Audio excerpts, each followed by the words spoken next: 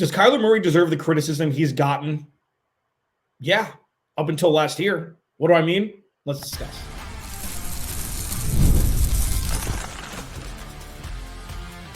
You are Locked On Cardinals, your daily Arizona Cardinals podcast. Part of the Locked On Podcast Network, your team every day. Cardinals, Alex Clancy here. Follow me on Twitter, Clancy's Corner. Follow the podcast, Locked On AZ Cards. Thank you for making Locked On Cardinals your first listen. Free wherever you get your podcast on YouTube, part of the Locked On Podcast Network. Your team every day. Tyler Drake, Arizona Sports, friend of the show. Oh, yeah. Officially in the circle of friends. I like it. You know, he was supposed to join me yesterday, but bailed. His buddy Donnie Druin showed up for me. So, you know, there's some infighting in the circle, in the nest, in the tree. But no, just give it a hard time. Like I talked about, you know, beat writers, people who are doing this. It is a difficult job. It is very strenuous. People are going to disagree with you immediately every time you put something out in written word. And usually it's just because they read the headline, disagree, and then say you're an idiot. So welcome to Tyler Drake's life. He does a great job over there at Arizona Sports. And I wanted to bring him in today because another, you know, dear friend of mine, Bo Bruck, who used to co-host the show with me, even though the show's gotten better since he's left. We talked about it. He brought up something that he saw, and I will give him credit for this. Brice Butler, former Arizona Cardinal for 10 minutes, I think, 15 minutes. He was a preseason signing. I think he came over from Dallas after they cut him. He went on a podcast, and he said that Kyler Murray is the worst number one overall pick. I think he said in the last decade or last 15 years, regardless. Okay, so consider the source, whatever it may be. But Tyler Drake, Arizona Sports, it brings up an interesting thing. And I've thought about this for a while, and it's been discussed that I am well on the side of the aisle of Kyler Murray as opposed to Cliff Kingsbury. Okay, so Cliff's no longer here, and Kyler Murray was at fault for a lot of things a lot of positions he put himself in. Okay, whether it be not being vocal, which he never has been, being introverted, the Dan Patrick interview before the draft, which was weird, you know, like the post-game press conferences, which you've, you know, been at hundreds of, or, practices and things like that. I think he deserves the criticism up until he tore his ACL. And I think we've seen a completely different person. We'll touch on that in a second. Do you think that, you know, he made it difficult for people to love him during his first couple years outside of his quarterback play? Yeah, I mean, I think the writing was on the wall there. I think it's very much a thing of, everybody wanted to see so much from Kyler Murray right away, right out of the gates. You know, this rookie number one pick, he's got this higher standard than anybody else. So yes, I definitely do. Everybody watched every little thing he did. When he posts something on social media, somebody was looking at it. Somebody was posting it. Like, he was under such a microscope, and I don't want to say he didn't realize it, but I think it was like, I don't have to really care too much about that. I'm just going to go play. Now I think going through everything, going through the coaching change, the GM change, going through the ACL tear, that gave him a second to kind of take a step back. And, you know, a lot of people talked about, hey, why isn't he working out more with his teammates on the offseason and doing this and doing this and doing this to really be that franchise quarterback? We are now seeing that. And was it a nudge that he needed to get to that point? Was it a injury, a potential career-altering injury to get him to that point? Who really knows? But you can tell something has changed. Is it the new regime? Is it a mixture of both? I really think it is. I think it's almost like take yourself back out of the situation, look at your career as a whole. What can you improve on? And like you said, he's not the most vocal guy, but he does lead. And I think Michael Carter said it best just the other day joining Arizona Sports, and he talked about how he's already in the building. You know, he's trying to beat him in the building, and Kyler's already there. You know, the vibes that the quarterback is giving off is just going throughout the locker room. So obviously there's different ways to lead. Obviously, Kyler's way of leading the past couple of years has been a huge, huge, huge topic across every single landscape. Every NFL talking point at some point or another has brought up Kyler Murray, leadership, maturity. And I think we can now all say it's clearly that he has taken those steps forward. And it's not to say that maybe he wasn't mature going into that final year with Cliff, but everything, just that whole entire situation was not good. And the ACL thing was basically the nail in the coffin, I think, of that new regime. So now you really have to look at just what's his next step, and how can he use all of this camaraderie that he's building and all of this good, positive energy and translate that into wins, because now that's what everybody wants to see. I think we can now close the book on, is Kyler a leader? Is he going to be the leader of this Cardinals franchise for years to come? I think we can close the book on that, because very much so he is right now. Yeah, and it's interesting. The cryptic and eerie part of that is, if Kyler doesn't get injured, Cliff's still the head coach. You know, like, they win more games. Give Steve Keim, even though Steve Keim had the whatever it was, they had to step away. It's just like all of those things. You can't trust Michael Bidwell as far as you can throw him with what goes on with him and Steve Keim. You just can't. And like with Kyler, like if Kyler plays the remaining 6 weeks of the year, they win 3 games. I just think it's different. But regardless of that, you're right. The thing that's been interesting for me, and I've talked about this a couple times on the show, is Kyler Murray giving himself to everybody through social media is the antithesis of what you want normally from an athlete or an actor or whatever, because it usually breeds, false intrigue, controversy, whatever it is. Like, him giving us a look into his life was a fast track to him rectifying all of the issues that happened during the first 3 years. Because while he was doing that, it wasn't calculated. He didn't care, which is fine. Social media is rarely a tool that's going to make you look better and have people believe you. It's just because there's so much facade. But he looks like a real person now. Yeah. He's been around. Exactly. He's done. This is what it is. And I'll get your thoughts on this, and then we'll pivot. I give Michael Bidwell credit for doing everything he said he was going to do since firing Steve Keim and Cliff Kingsbury. He's been perfect. So far, so good. So is Kyler Murray. Ever since that tear, he's done everything he needed to do to make him better with his team, and most importantly, to position the team for future success. And I think he's been calculated and perfect. Do you agree? Do you think that's too much? No, I agree with you 100%. I think there was a much needed, culture shift that had to occur, and it could not occur with Cliff and Steve anymore. Like, clearly there was a disconnect that was not going to get fixed. I even think, you mentioned if Kyler doesn't get hurt, I still think they probably make a change. And obviously I know the extension was handed out not that long ago before that, but I just think at that point you kind of realize that it's going to be, hey, we've got to really change this narrative, because it's not looking good on the field, off the field, whatever you want to go to. So definitely needed to make a change. And I really do think it really shows a lot about, like you said, Bidwell really did listen. I think he listened to the outside noise for a little bit, instead of going with maybe a trusted dude who's been around the block, Sean Payton.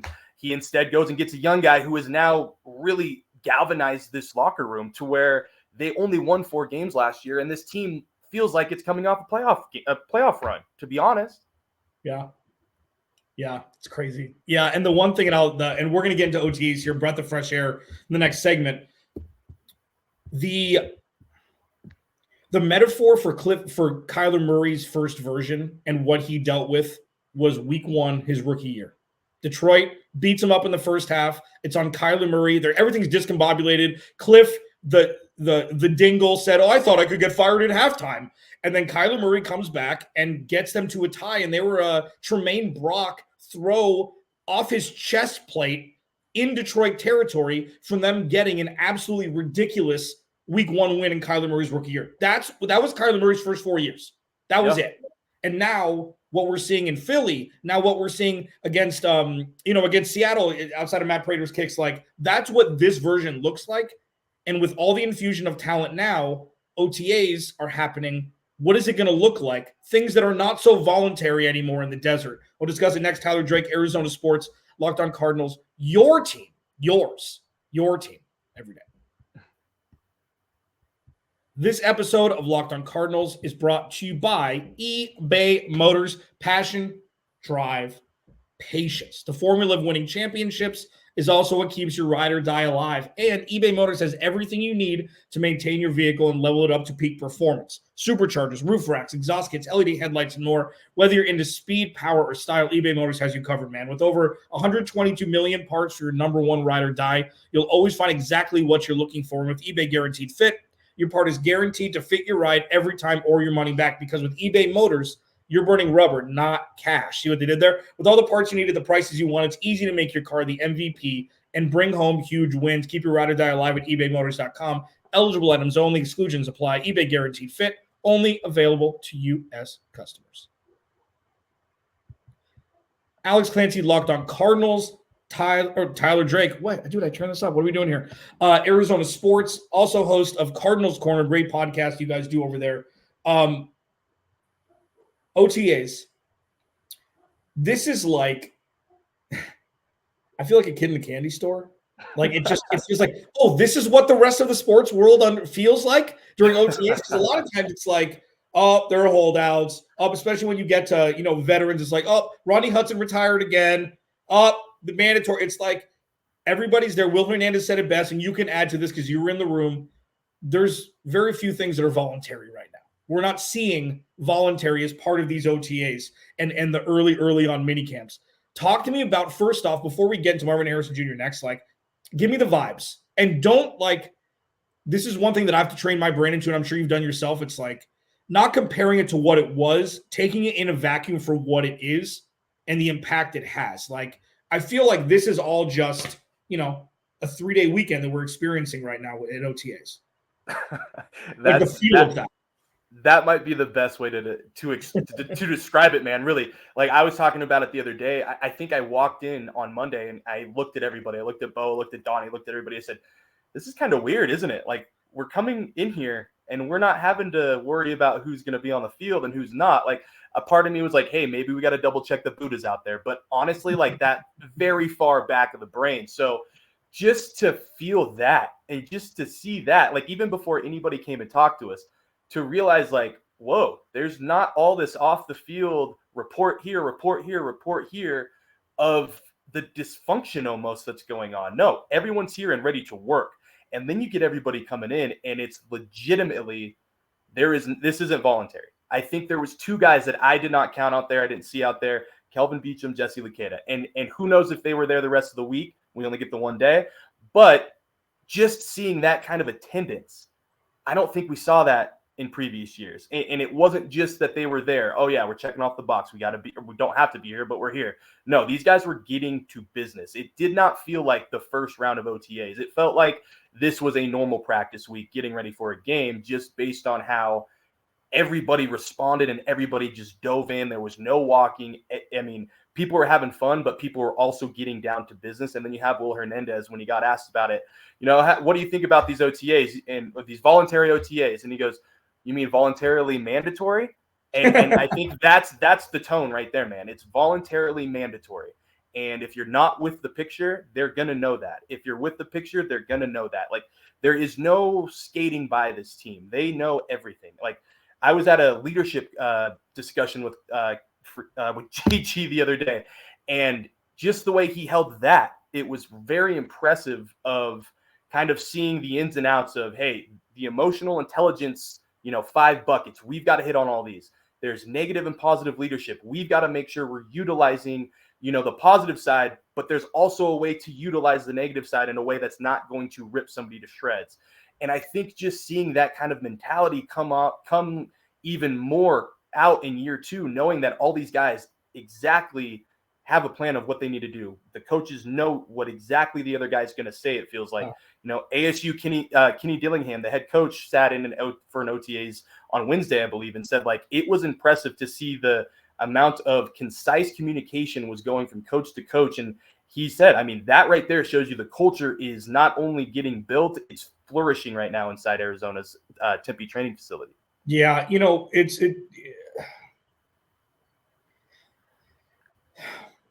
it's like, well, what the hell are we going to talk about now? It's like there's so much, like, we're so used to like, well, that was wrong. Well, that was wrong. Just weeks of content. But, it's like everybody has, and you're right, so they've got a plan, everything like that, good. And it seems like players themselves, every specific player who's either brought in or is with the Cardinals, who was drafted this year, drafted last year, they've got their role kind of already, they've got their arena of what their role is going to be. Justin Jones and Bilal Nichols are going to be rotational guys in the interior of the defensive line to bolster it, right? The cornerback room is going to be whoever is best will start. But everybody has this trajectory in this defense that everybody seems like Elijah Jones, Max Melton, they're Jonathan Gannon guys. They're great in open space and tackling. They like to hit people. Garrett Williams is already ball hawking, which I've seen, some clips and stuff. And Sean Murphy-Bunting is going to be the quote-unquote veteran who's, 25? Like, this is something that, but and you have James Conner and Budda Baker, who are on the last year of their deal, but I don't see them not being Arizona Cardinals. Even everybody's got their roles instead of like Steve Keim painting by numbers saying, oh, let's draft this player. Let's just see what happens. I'm feeling pink. I'm feeling blue today. It's just different. It feels like it's cohesive and everybody knows under which umbrella they will be playing when the season starts already in some form or fashion, and makes it easy to implement a game plan when you know who the hell is going to be where. I mean, loose are a month away, but it's a lot closer than what it was. Yeah, and I gotta say too, man, is you gotta look at these. Obviously, I think people can make a case of like, hey, they're still not hitting on free agency. There's still big pieces that they could go out and get, but you've got to take it into account. They're building through the draft. Monty said it, JG said it, everybody said it. You overpay in free agency. But I think the big thing here is, I think this is a big thing in the foundation culture shift, whatever you want to call it, is they're not going out there to get the flashy old vet. They're not going out there to get the Rodney Hudsons of the world. Obviously, Hudson helped in ways, I think, with Kyler and the line, but I think it was an overpay. J.J. Watt, you bring him in. Great name, awesome name, helped guy. But again, a flashy signing to, I think, be a Band-Aid more than actually help the team for the future. I mean, we saw that last year. Monty is basically making up for all the mistakes that we saw in the previous couple of years. So that's something I think Cardinals fans really need to see, is just the way they're going about and spending smart money. And these guys, like you said, they've all paid the price of admission. They're all JG guys. They all walk in and it's like, well, this is the same interview I just had 5 minutes ago, because they're saying the same exact thing of how much they're so invested in what they're working on and team first and being accountable and versatility. Like, they're all the same people. And like you said, it's almost like we've got to go scrounge for new things to write about because there's not all this dysfunction and what if this happens or this happens. And it's refreshing. And I love it. I'm glad my job's a little harder trying to write these other stories, because it's no longer the laughing stock of the NFL. Like, there's a legit thing going on that I think the rest of the NFL is really going to see this year. Yeah, dude. I mean, I go back to it, and I say smart things sometimes, like very rarely, but I get 5 shows a week. So I get opportunities. Week 1, Tennessee, 2021, that was it. Okay. Not doing the little things right. They won that game by a lot, but the defense bailed out the offense again. Not doing the little things right. Bad penalties, bad timeouts, on turnovers, short fields, ending up in field goals. This shows doing the little things right and how it will prosper. And you're right. I mean, they look like a playoff team. Like, it felt like a playoff team last year. Everybody showed up every week, and this is just an extension of that. So now there are going to be expectations. We got way later. We got after list season. We've got some time before we actually talk about real expectations. But I've seen clips. You've seen in person. Marvin Harrison Jr. on ice skates out there, just like a swan in open water. Like, unbelievable. I want to ask you about that. And I want to ask you about what his realistic expectations are for 2024 in what's set to be a run-first offense with Trey McBride. Like, he's going to be maybe the third option out the gate. And that's pretty damn good for a guy who went 4 overall. That talks a lot more about the players the Cardinals have and not so much about his ability right out the gate. Alex Clancy, Locked on Cardinals. Tyler Drake joining me, Arizona Sports. We will wrap it up here next. This episode of Locked on Cardinals is brought to you by Yahoo Finance. Wouldn't it be great if you could see all your investments and retirement accounts in one place? With Yahoo Finance, you can consolidate your views from multiple accounts into one hub and access the expert analysis you need to tend to your entire portfolio with confidence, man. For more than 25 years, Yahoo Finance has been the brand behind every great investor, their number one finance destination, producing a holistic look at the financial news cycle, including breaking news, original editorial perspectives, and analyst ratings, independent research, customizable charts. You get the idea. Securely link your brokerage accounts to a unified view of your wealth, including 401ks and other investments. A comprehensive perspective is what sets apart great investors, and it's how Yahoo Finance ensures you have the right insight to take your wealth seriously and, take its entirety in one spot. With a community of over 90 million users every month, their real strength is helping you on your way to financial success. For comprehensive financial news and analysis, visit the brand behind every great investor, yahoofinance.com, the number one financial destination, yahoofinance.com. That's yahoofinance.com. Final segment, Alex Clancy, Locked on Cardinals, Tyler Drake, Arizona Sports, joining me from a treehouse. Thank you. That's dedication. I appreciate that, taking 20 minutes out of a vacation weekend to talk and hear me spew things out of my big dumb face. I appreciate it. The grind never stops, man. Yeah, I know. It's good. I agree. I just put a lot less miles on my car than you do. And TJ Sports, hey, I paid my dues, man. I did my 12 years, and now I get to do the podcast that I love every day. Thanks for making Locked on Cardinals your first listen, free wherever you get your podcast, and on YouTube, part of Locked on Podcast Network, your team every damn day. Marvin Harrison Jr. is an Arizona Cardinal, officially as of yesterday signed his big money deal. He can now sell jerseys, all of those things. Can we shut up about that now and move on? Thank you. Marvin Harrison Jr. at OTAs. Kyler Murray throws a very pillowy ball at times. You know what I mean? It's like there was a clip that Nate Tice put out. I think it was Nate Tice. It was either him or Brian Baldinger of this play against Philly inside the 5-yard line where he extends the play, gets out of a potential sack, and throws this just soft wafting ball to the pylon on the far side, and James Conner caught it with one hand like he was catching a marshmallow. It's just nice to see, and we're seeing that with Marvin Harrison Jr. because it's just a walk-through, throwing the ball, and Marvin Harrison Jr. just seems to – he's got huge hands. He doesn't have DeAndre Hopkins-sized hands, but he's got huge hands, and I just see this already looking like something that can be very effortless with two guys who make things that are very difficult look very effortless. Oh, yeah, easily.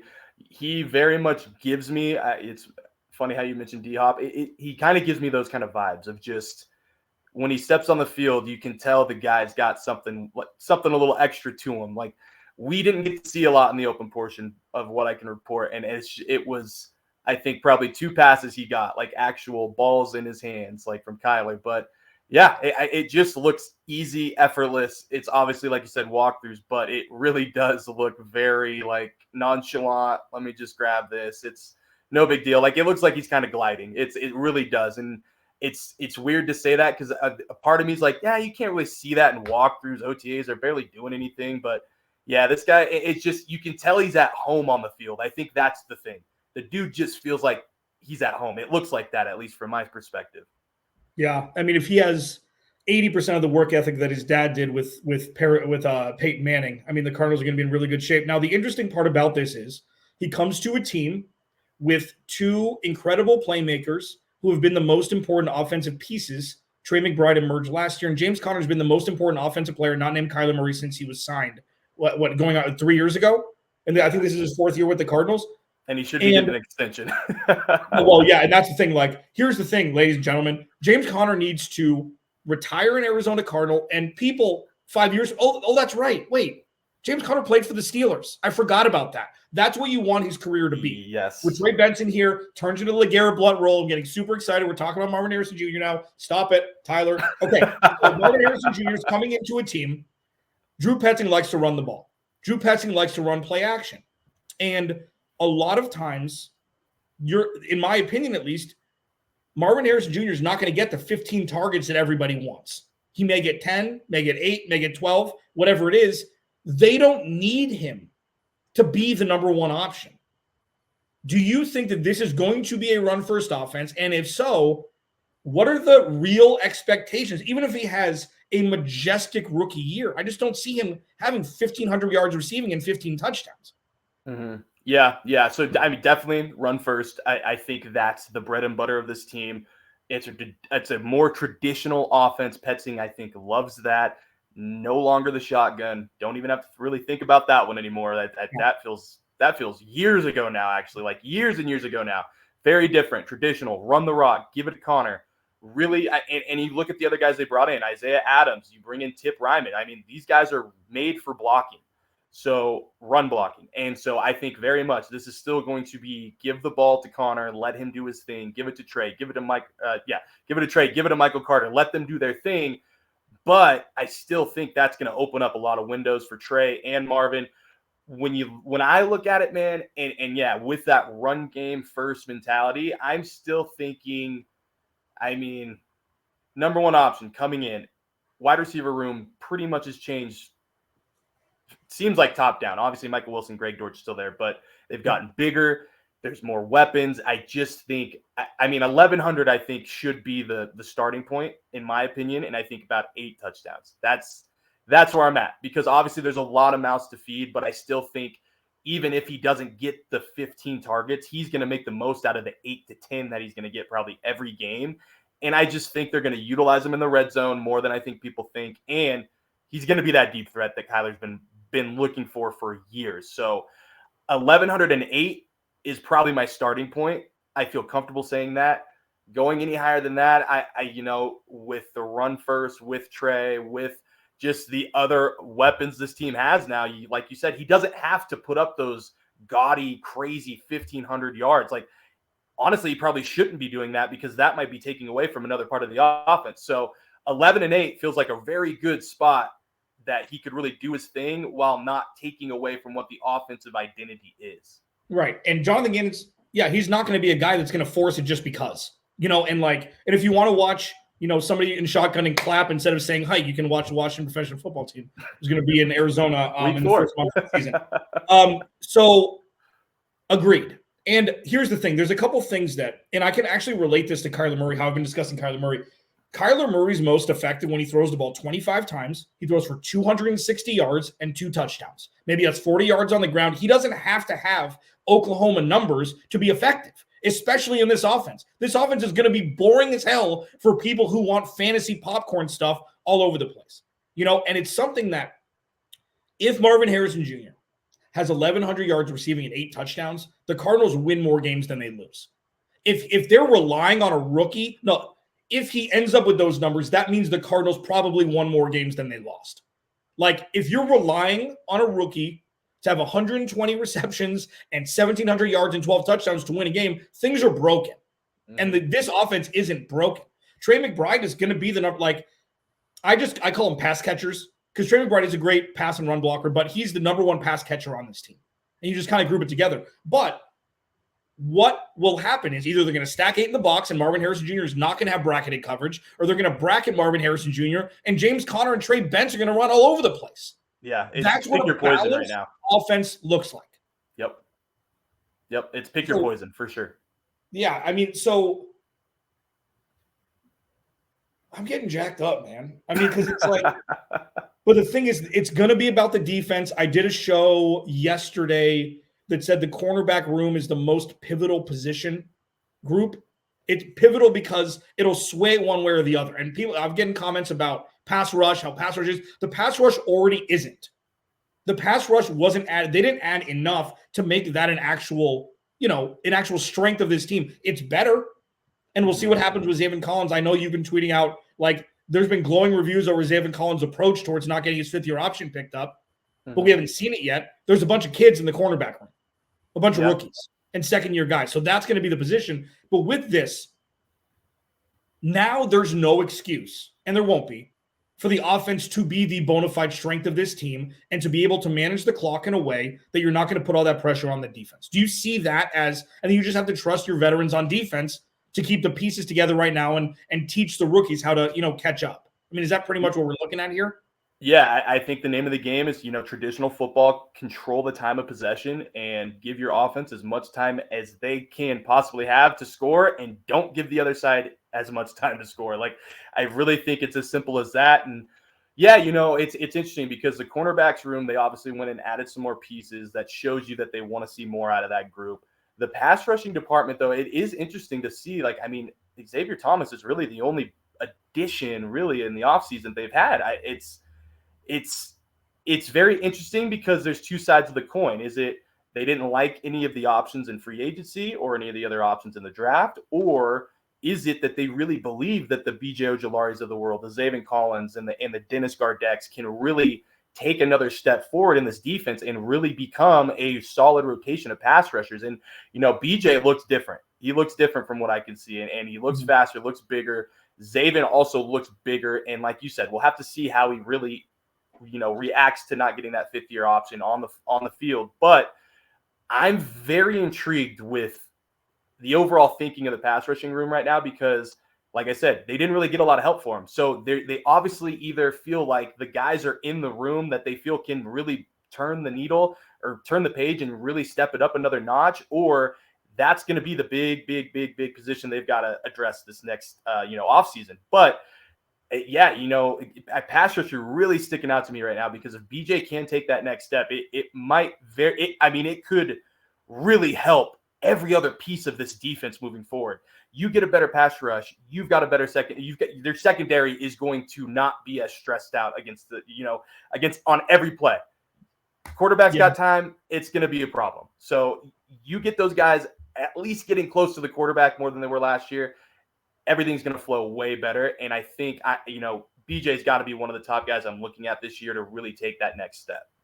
For sure. And, I can't help but think, I can't help but think them drafting a bunch of corners that like to hit people, if the corner is going to be a bigger, more integral role of the pass rush in 2024 as well, because they've got the skill set to be able to do it. You may just throw a couple extra corners on there on the field and have Max Melton just come out and wreak havoc in backfields as well. So it's not just going to be Budda Baker and Jalen Thompson doing it. Great stuff. Tyler Drake, Arizona Sports. Tell people where they can find you, man. Yeah. All social medias, T Drake for Sports, Instagram, Facebook, X, which is Twitter, but everywhere, TikTok even, and then you can follow all of my stuff on ArizonaSports.com. You can download the Arizona Sports app if you want, listen to the radio sometimes, I'll jump on there, and obviously head over to YouTube, anywhere you listen to podcasts for Cardinals Corner. Myself and my co-host Lauren Colville try to get in there weekly and give you the latest, what's going on, and some of our, our opinions, ideas, whatever you want. We like to have fun with it, so if you are a listener there and you want to hear more about something, let us know. We're always down to hear more and really get the crowd involved, the Bird Gang involved. So, that's my spiel.